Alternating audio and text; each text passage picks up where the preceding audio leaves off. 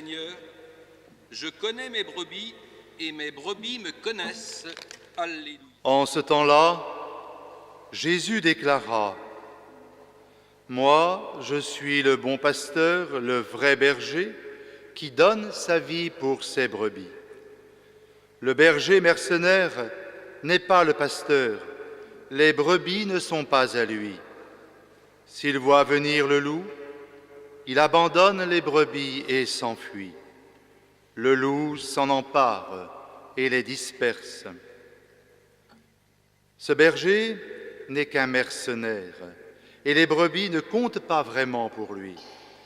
Moi, je suis le bon pasteur, je connais mes brebis, et mes brebis me connaissent, comme le Père me connaît et que je connais le Père, et je donne ma vie pour mes brebis.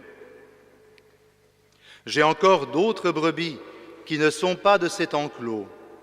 Celles-là aussi, il faut que je les conduise. Elles écouteront ma voix.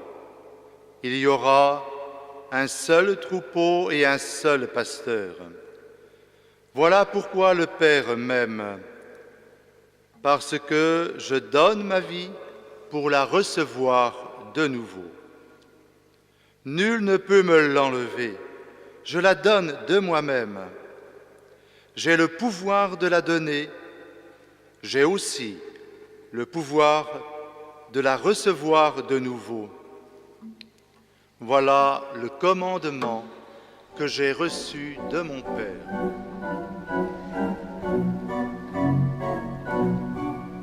La rapidité des jours, jointe à l'accumulation des rencontres, des activités, des sollicitations, risque de nous faire perdre le vrai sens de la vie.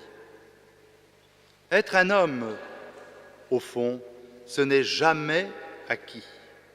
Et parfois, la frontière est bien fragile entre l'humain et l'animal.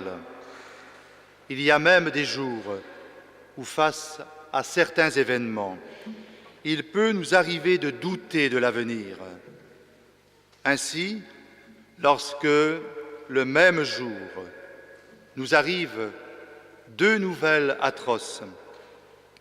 21 chrétiens éthiopiens égorgés par Daesh sur une plage de Libye et un naufrage qui a laissé 700 à 800 cadavres en Méditerranée. Dimanche dernier, face à ces nouvelles, le pape François avait les larmes aux yeux lors de sa bénédiction sur la place Saint-Pierre. Pourtant, ne désespérons pas et surtout ne baissons pas les bras. Comment résister aux loups qui menacent les brebis? Sinon, en nous confiant au pasteur présenté dans l'Évangile de ce jour. Dans sa première homélie comme évêque de Rome, homélie que nous n'avons peut-être pas suffisamment écoutée, François nous rappelait avec force que le centre de la vocation chrétienne, c'est le Christ. Et il ajoutait : nous gardons le Christ dans notre vie pour garder les autres, pour garder la création. Mais avons-nous compris, nous qui pourtant venons de nous rassembler en son nom, ce que signifie garder le Christ?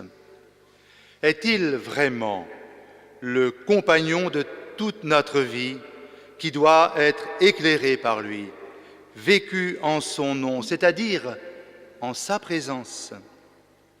On ne le sort pas d'un tiroir lorsque cela nous arrange. Il doit nous traverser l'épaisseur de nos vies sous peine de devenir inconsistants. Je me demande si le drame de notre monde, ce n'est pas l'inconsistance, parce qu'il a oublié la pierre angulaire dont nous parlait saint Pierre dans le livre des Actes des Apôtres. Lorsque Saint Jean nous dit que nous sommes enfants de Dieu, nous ne le sommes pas uniquement le dimanche à la messe ou lorsque nous disons le Notre Père.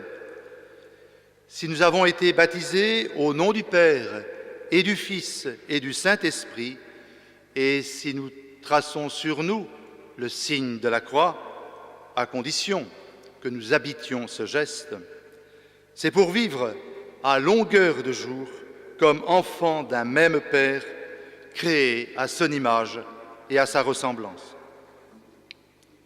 C'est au nom de cela que le pape François poursuit dans son homélie, à mon avis, fondatrice de son pontificat, je le cite. Dès lors, la vocation de garder ne nous concerne pas seulement nous les chrétiens, elle a une dimension qui précède et qui est simplement humaine. Elle concerne tout le monde. C'est le fait d'avoir du respect pour toute créature de Dieu et pour l'environnement dans lequel nous vivons. C'est le fait de garder les gens, d'avoir soin de tous, de chaque personne avec amour, spécialement des enfants, des personnes âgées, de celles qui sont les plus fragiles et qui souvent sont dans la périphérie de notre cœur. Au fond, tout est confié à la garde de l'homme et c'est une responsabilité qui nous concerne tous. Soyez des gardiens des dons de Dieu. J'aurais bien envie de m'arrêter là, tellement j'ai le sentiment que tout a été dit de ce que devrait être notre comportement humain et chrétien. Pourtant, être gardien des dons de Dieu, n'est-ce pas nous mettre à l'école du berger par excellence? Celui qui se présente à nous, je suis le beau pasteur.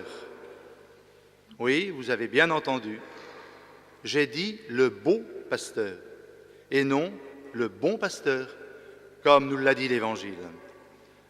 L'adjectif grec est kalos, qui veut dire d'abord beau et seulement en troisième sens bon. Je suis. C'est Jésus qui se présente, qui ouvre ainsi tous les autres attributs de son être, la lumière, la source, le pain, la vigne, la porte, le chemin. Avez-vous remarqué que Jésus s'habille des choses les plus élémentaires pour nous dire qu'il se veut au plus près de nous? Mais n'oublions pas la suite. Le beau pasteur pose sa vie pour ses brebis. Le verbe ici employé est exactement le même que celui qui désigne le geste de Jésus se mettant à l'aise pour laver les pieds de ses disciples. Il se lève de table et pose ses vêtements. Le geste accompli, il reprend ses vêtements, nous dit l'évangéliste Jean dans le récit de la scène. C'est lui qui, à la fin de l'évangile proclamé aujourd'hui, nous rappelle que Jésus reçoit de nouveau sa vie, ou plus exactement, la reprend de nouveau. Ce qui est beau dans ce pasteur, c'est l'aisance qu'il met dans sa vie. Jésus est tout entier dans cet échange de sa propre vie.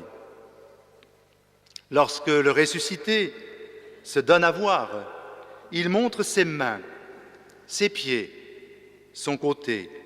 Il est radicalement nu, comme le fut le crucifié. Ce dépouillement de Jésus ne peut nous laisser en simples spectateurs. Il nous invite au même dépouillement. Nous pensons posséder notre vie au point d'oublier qu'elle nous sera reprise lors de ce passage auquel nous sommes tous destinés. Mais il serait grave de ne pas commencer dès maintenant ce dépouillement. C'est le même évangéliste Jean, qui quelques versets plus loin nous cite cette parole de Jésus dans le discours du dernier repas. Il n'y a pas de plus grand amour que de donner sa vie pour ceux qu'on aime. Oui, l'amour est toujours de ce côté-là. La grande illusion, le plus grand échec de l'amour aujourd'hui est dans la possession. Lorsque je prépare des jeunes au mariage, je leur rappelle toujours cette parole. Aimer, c'est dire à l'autre « Je veux que tu sois pleinement toi », alors que la tentation est de se placer au centre. Si chaque membre d'un couple comprend qu'il a besoin de se décentrer, alors l'amour, le véritable amour, peut se placer au centre. Si précaire que soit notre amour, si précaire que soit notre vie, si insignifiante, si anonyme qu'elle nous paraisse au regard des milliards de vies, au milieu de notre société internaute où personne n'est plus une connaissance ni un ami pour personne, sachons que nous avons un endroit où poser notre vie, au cœur de celui qui s'est laissé transpercer pour que nous y trouvions notre passage. En ce dimanche où des fidèles de notre communauté ont demandé à recevoir le sacrement des malades, avec eux, regardons dans la même direction, celle où se dresse, comme un lever du jour permanent, celui qui dépose sa vie pour la déposer entre nos mains, pour qu'à notre tour, nous la déposions entre les mains de nos frères. Amen.